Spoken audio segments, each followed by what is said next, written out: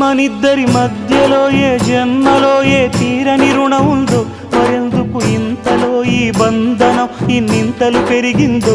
అమాయకమైన నీ చిన్నారి నవ్వును ఏ తల్లి కందో, ఇటే నీ దారి ఉందని నిన్ను ఏ సుడి గాలి పంపిందో.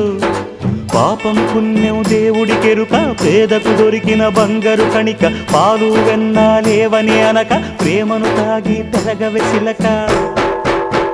వలేసే పాడు లోకం కంటపడక ఉండు నాయనక, ఇలా నా గుండెలోనే గువ్వల కొలు ఉండిపోయింక.